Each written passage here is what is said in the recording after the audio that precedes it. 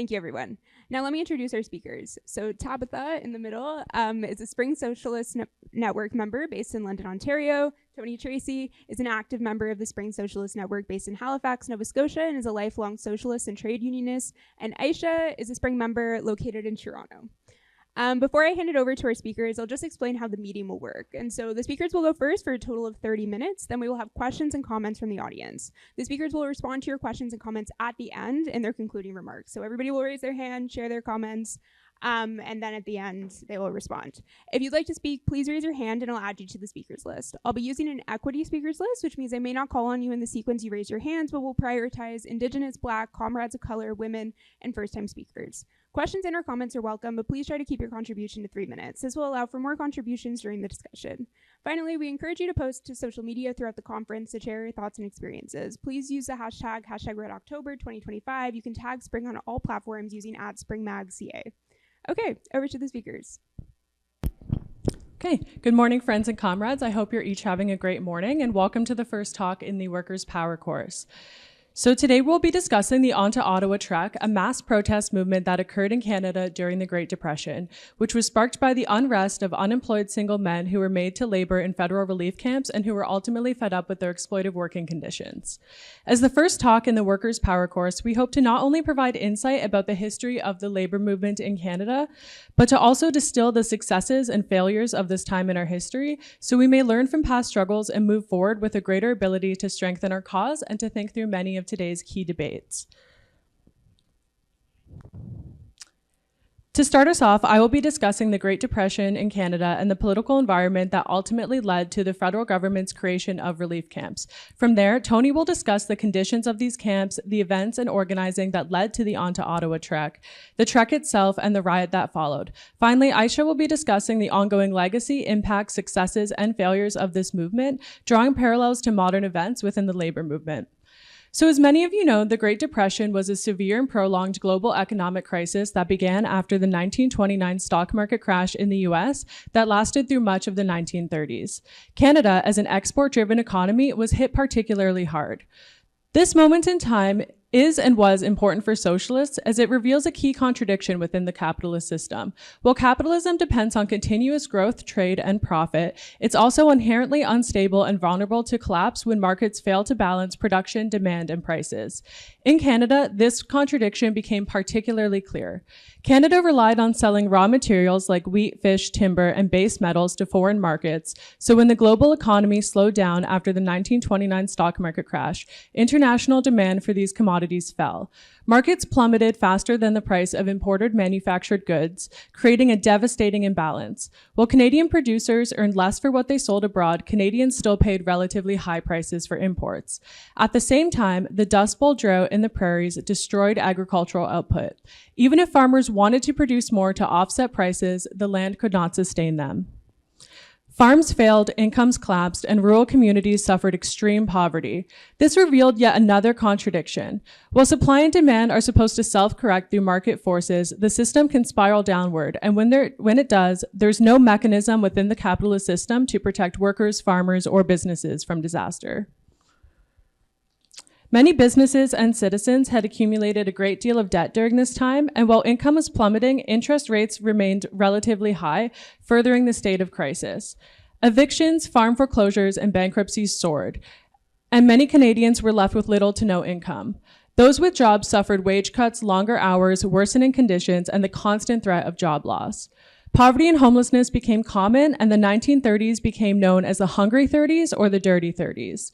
Workers were laid off and unable to find new employment, and farmers left in search of opportunity. Both traveled by freight train in search of more favorable circumstances, but favorable circumstances were few and far between. It's important to note, however, that for many working people in Canada, the Great Depression began long before the historic stock market crash. Unemployment was already a fact of life for many, and homelessness was by no means a new phenomenon in Canada. But certainly the Great Depression made matters a lot worse. As soup kitchens sprang up across the country to meet the needs of people who could not afford to eat, provincial governments responded with austerity. They attempted to save money by way of mass layoffs and cuts to healthcare, education, and social services. To make matters worse, there was no national unemployment assistance program, and the little aid that was available was only available to families, leaving many, predominantly men, with no choice but to travel by freight train and rely on the kindness of strangers, trading labor for food and a place to stay along the way. But those who were willing to help had little to offer, leaving many, many homeless and hungry. Encampments, then commonly referred to as hobo jungles, grew larger as communities of unemployed transient men formed in wooded areas and near industrial sites to avoid run-ins with the law and near railways for quick travel. In 1931, a headline in the Toronto Daily Star revealed that 300 jobless sleep nightly along Don River's banks. A few months later, the number had grown to around 400. These encampments provided a sense of community and mutual support for thousands of displaced people, yet the existence of these communities was often short-lived. Despite worsening economic conditions, then as in now, folks experiencing homelessness faced hostility and violence at the hands of the state. Brutal railroad policemen beat and arrested non-paying customers, while local authorities frequently destroyed these spaces. Despite the simple fact that these folks had nowhere else to go, they were shooed along if not arrested. Bennett, a wealthy bourgeois conservative, was prime minister at the time. Bennett was a corporate lawyer born to a rich family and stood in sharp contrast to the poor and working class, who often referred to him as Iron Heel. Iron Heel's Conservative Party had won a majority government over William Lyon Mackenzie King's Liberal Party in 1930. He ran on a promise to eliminate unemployment and, much like Mark Carney, positioned himself as a fiscally responsible alternative to long-standing Liberal leadership during a time of deep economic and political uncertainty. Once in power, Iron Heel was reluctant to create a nationwide relief program, and instead his policies favored oligarchy. Furthermore, Iron Heel was quite fearful of revolution. The Russian Revolution had occurred in 1917, just over a decade prior, and the Communist Party of Canada, well repressed and subject to a lot of state surveillance and frequent arrests, still played an active role in organizing workers and farmers. In the pre-Depression years, they had organized workers through trade unions, farmers' organizations, and electoral activities, and throughout the Great Depression, they continued to have an active role in organizing. The Canadian Communist Party subscribed to Marxist-Leninist principles of revolution, one of the essential principles being that in times of deep capitalist crisis, the contradictions in capitalism reveal themselves, and the increased impoverishment of workers raises their class consciousness. As such, they believed that the worsening material conditions would engender class consciousness of Canadian workers and hoped that this would lead to an overthrow of the capitalist system. Starting in 1930, the Canadian Communist Party assisted in setting up various organizations of the unemployed, from neighborhood councils to a federated body, the National Unemployment Workers Association, an affiliate of the Workers' Unity League. And while the basic set of ideas subscribed to by most working people in Canada during the 1930s was that of the Canadian ruling class, meaning that much like today, most people's beliefs, attitudes, and values legitimize the capitalist economic system, cracks in dominant ideology were starting to appear, and naturally, this concerned Bennett and his conservative government. In addition to all of this, the Canadian government had experienced the Winnipeg General Strike, the largest strike in Canadian history, in 1919, just over a decade prior. Before the Winnipeg General Strike occurred, workers in the building and metal trades had been negotiating with their managers for job improvements. They wanted the right to collective bargaining, better wages, and better working conditions. Workers staged several strikes in early 1919, and after talks broke down, the Winnipeg Trades and Labor Council called a general strike. Within hours, almost 30,000 men and women left their jobs, shutting down the city's privately owned factories, shops, and trains. Public employees joined them in solidarity. The state responded with violent repression, arresting strike leaders and beating protesters. While the Winnipeg General Strike was not successful in achieving gains for workers, it sparked more unionism and activism across the country. It also displayed a level of solidarity amongst the Canadian working class that was terrifying to the government and left them acutely aware of the capacity that workers had to organize and to disrupt. So as the Depression shook Canadians' beliefs about the sustainability of a capitalist system, the government feared something like the Winnipeg General Strike could happen again, or that something like the Russian Revolution could unfold. Between 1930 and 1934, nearly 23,000 residents were deported, many under Section 98 of the Criminal Code, a law used to target radicals. And in 1931, Section 41 of the Immigration Act was used to deport those linked to the Communist Party of Canada. Then, in 1932, at the end of the third year of the Great Depression, RB's military chief, General Andrew McNaughton, warned that the unemployed could launch a communist revolt. To avoid such a disaster, he suggested that men be sent to rural relief camps far away from urban areas where they could neither vote nor organize. This system resembled the English Poor Laws, in which the poor received help in the form of minimal allowance in exchange for their hard work and labor.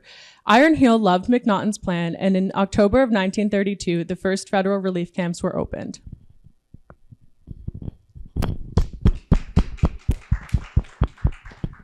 Thanks, Tabatha, for outlining that history of the Great Depression. It takes us up to the period of the On-to-Ottawa Trek, which, of course, was 90 years ago today. So good morning, comrades and friends. I'm absolutely delighted to have the opportunity to speak this morning about one of the most significant episodes in Canadian working class history, the On-to-Ottawa Trek of 1935. And it's highly appropriate that this happens to be a part of the panel for this year because, of course, it is the 90th anniversary of the On-to-Ottawa Trek. But this isn't just going to be a history lesson. After I speak about the Trek, we're going to hear from Ayesha, and she's going to draw lessons from these past struggles for the struggles that we face today. The period we're discussing this morning, the period from the First World War through to the mid-30s, was one of tremendous upheaval, as Tabatha had outlined. And as Tabatha had said, the echoes of the Russian Revolution were still being felt around the world. Working people everywhere were asking fundamental questions about who controls society and for whose benefit. In Canada, the Great Depression brought these questions into sharp focus, as we heard from Tabatha. By 1935, 1 person in 9 was on relief. Unemployment devastated families and communities, and nowhere was a failure of the system more visible than in the federal relief camps for single unemployed men. And I should note that these are not the encampments which Tabatha talked about, but we'll get to that. To understand the On-to-Ottawa Trek, we need to understand what brought these men to such desperate action. When the Great Depression hit Canada in 1929, the Conservative government of R.B. Bennett, who Tabatha spoke about in her remarks, struggled to respond. But despite Bennett's 1930 campaign promise that the first duty of the Canadian government is to provide work for Canadians, his administration failed to create any credible national program of work and wages. Instead, in 1932, Bennett's government established a network of federal relief camps for single unemployed men. These camps were run by the Department of National Defense. They were a military operation. These men were these weren't voluntary encampments. These men were forced into these relief camps, federal relief camps run by the Canadian military. The men were put on public projects, clearing brush, building roads, constructing airports, and for this labor, they received 20 cents a day, barely enough for tobacco and soap. The camps were isolated, often in remote locations, far away from any town. The men lived in bunkhouses, ate poor food, and faced harsh discipline. It was, in the words of one participant, not relief, but slavery. What made these camps particularly oppressive was not just the physical conditions, but what the On-to-Ottawa Trek organizer Arthur Slim Evans called the hopelessness of life.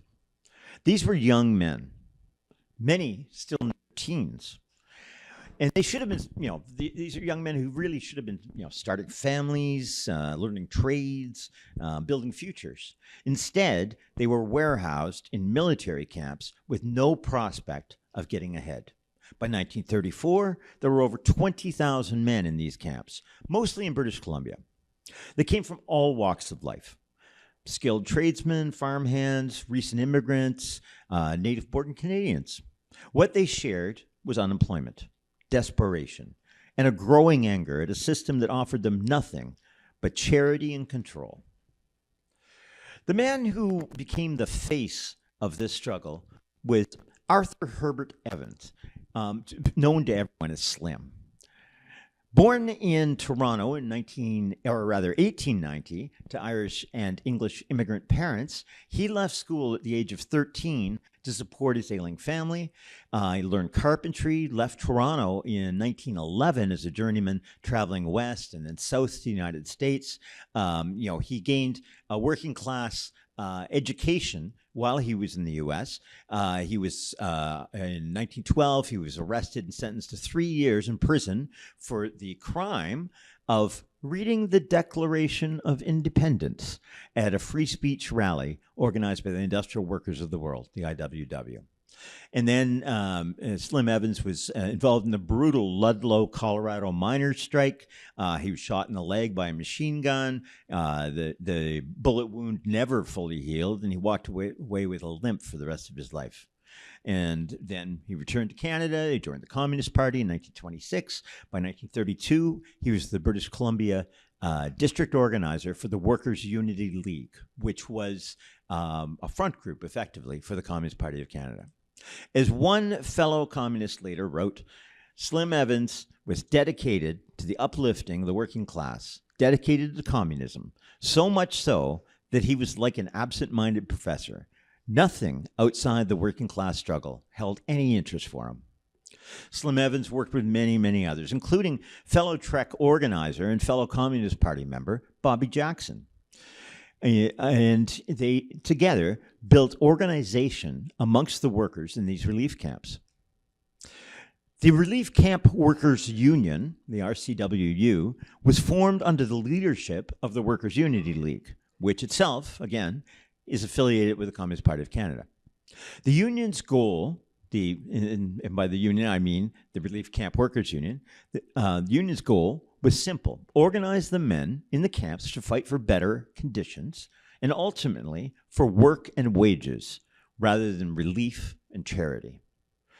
The Relief Camp Workers Union organized steadily throughout 1933 and 1934. There were work stoppages in the relief camps, protests, attempts to improve conditions. In December 1934, the union called a strike. Several hundred men walked out of the camps, descended on Vancouver, where a small delegation met with BC's premier at the time, Premier Petullo. The premier promised a federal commission of inquiry into the camps.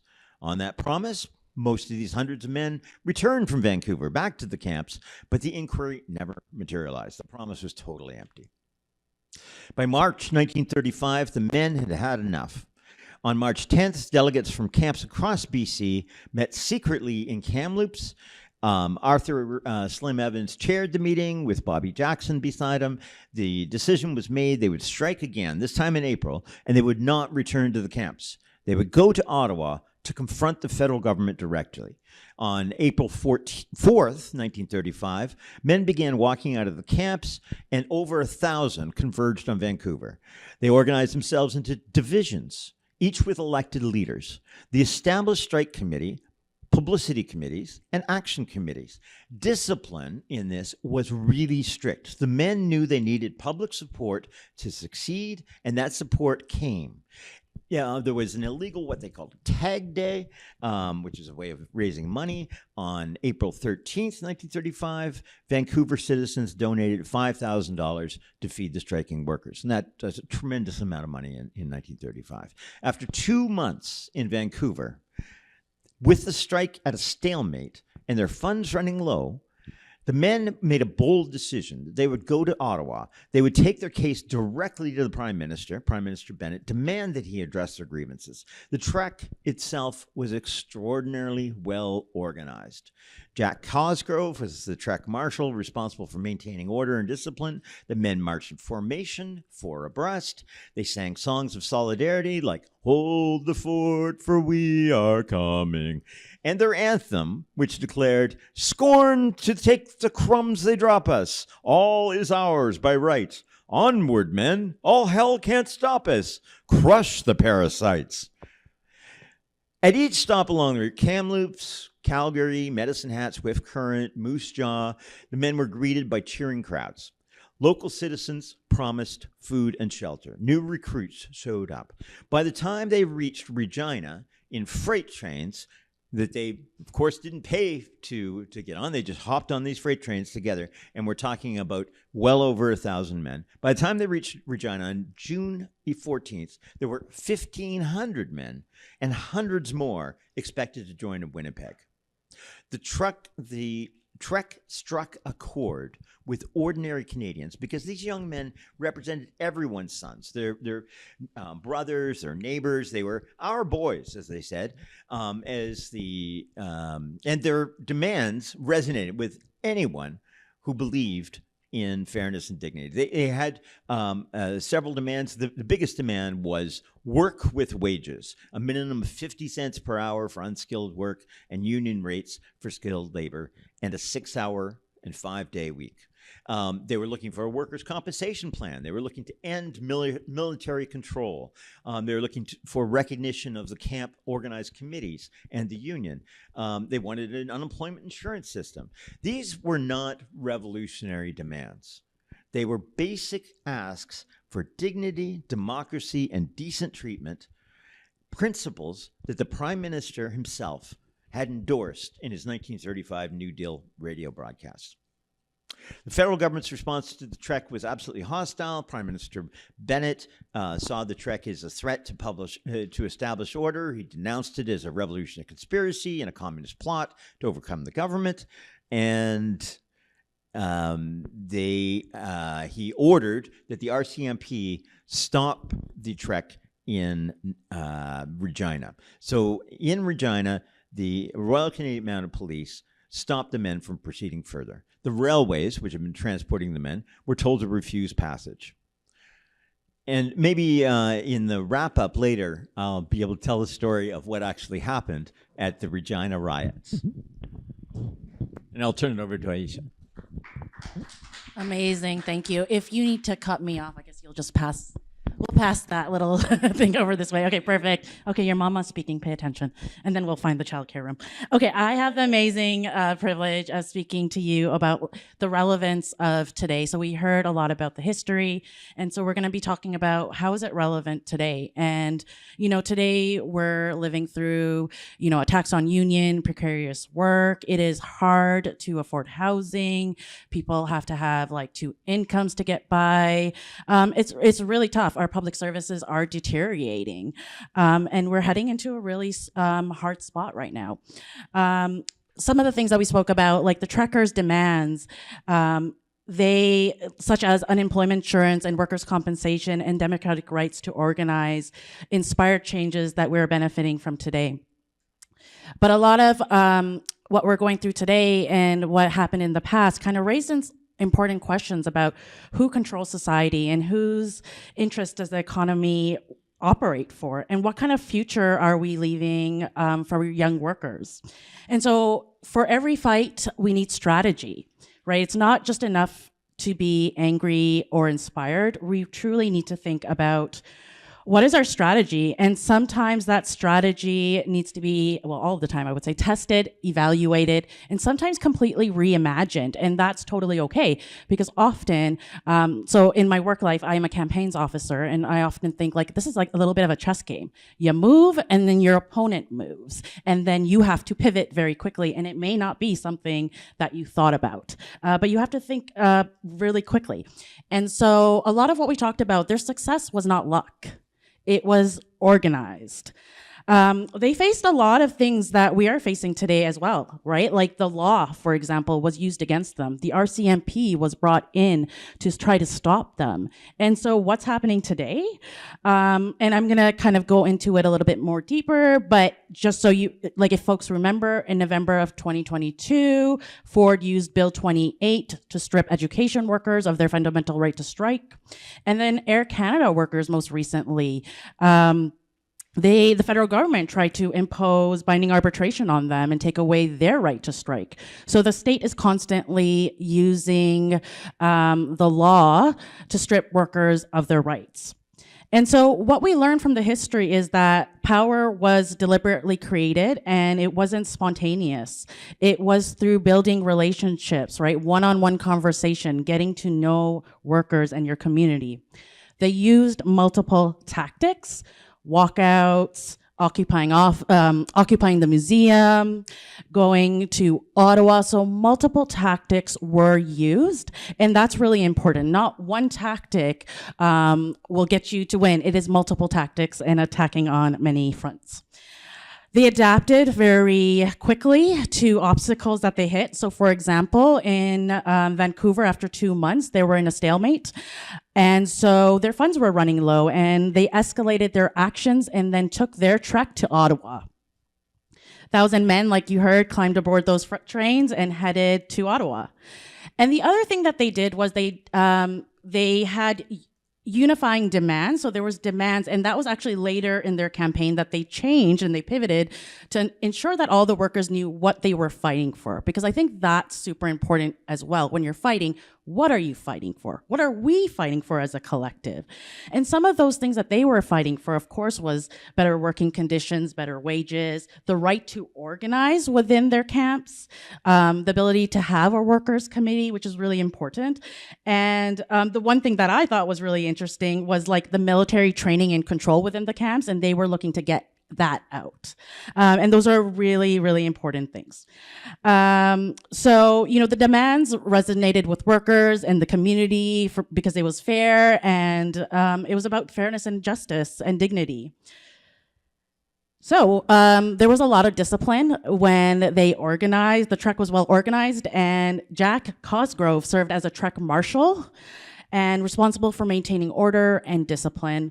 The men marched in formation and chanted along the way, as you heard some of Tony's chants, which were great. It keeps up the spirits. Folks know what they're fighting for. So what can we do? What are some of the things that we could do differently? So during this period, one of the interesting things was that they organized amongst like-minded people, and they didn't really branch off to people who maybe thought differently. And so it was the easy route of just kind of collecting the radicals and marching on. But when you do that, you miss something really important, and you miss bringing people into the movement and having these conversations, organizing conversations, because often people are on the fence, or maybe they hadn't heard about this or learned about it. So it's really important to have these organizing conversations about why you're doing it and bringing people into the movement so that we are expanding it. So if we're serious about building worker power, we have to ensure that we're working across differences. We're asking the hard conversations about who's in the room, whose voices are missing, because that's often something that we miss, right? Like sometimes we have to look around the room and we're like, okay, are we represented by women, people of color, LGBTQ? Like, are those diverse voices in the room being represented? Because if they are not, they're going to be left out of the movement, and that is going to isolate people and not be a successful movement. So as you heard, the faces and condition, like the faces may have changed, but the struggle for dignity and fairness, it still continues to date. We need to leave a better world for our young workers. And so when workers organize together and when act with purpose and solidarity, we can shift what's possible. So I want to talk to you about the education workers. And so how many folks have heard of Bill 28 and the education workers fight in November of 2022? Amazing. Okay, I'll just quickly go over it. So as you know, education workers were up against a big fight. These were some of the lowest paid education workers. And Ford decided to strip them of their fundamental right to strike, and they used Bill 28. What was amazing to see during this time was that the workers organized on the ground and defied that bill. And in fact, Ford, with a majority Ford government, walked that bill back, right? Even with a majority government. That is so powerful when you organize. And it's scary to try to defy law, because Ford said, well, we're going to fine you $5,000 a day, and we're also going to be fining the unions. And so, how many minutes I got? 2 minutes. Holy moly. Okay, so I'll just skip right over that, because a lot of you have heard that story. And then also the CUPE Air Canada workers. That was more recently, as you all remember, and that was also super important because the federal government tried to do the exact same thing. But what was great about those workers and what they did is they had a high strike mandate. 96.5% were in favor of striking. But even greater than that was the turnout that they were able to get amongst their workers. 83% of workers were engaged and turned out to that vote. That is super important because 83% of the workers are then backing you. And it's really important to look at, how many people are engaged. Will this be successful? Because strikes are not just successful because they are strikes. You have to have people engaged, know what they're fighting for, and know what they're actually doing. Because if those lines are weak, they're watching, they know, and they'll take advantage of that. So we talked about Bill 28. We talked about, I just talked to you about the federal government trying to impose on the Air Canada workers, and they defined it. So let's go down to my conclusion, because I probably have a minute left, but I was actually close to the end. So the strike and the defiance got Air Canada back to the table. The workers won compensation time for work that they were doing prior to boarding and post. It wasn't everything they wanted, but it's laid the foundation and groundwork for what is possible in the future and what they can continue to build on. And the government will think twice again before using that, right? Because it has been defied. And so it was a great demonstration of worker power. So the question isn't whether change is possible. We know it's possible. The question is, not the question, but it's whether we're ready to fight for it with the same courage, creativity, and commitment those workers had. So if we organize strategically and build across our differences and refuse to be divided, just like the On-to-Ottawa Trek workers, we are able to fight back and beat back our employer and bosses and government. Thank you.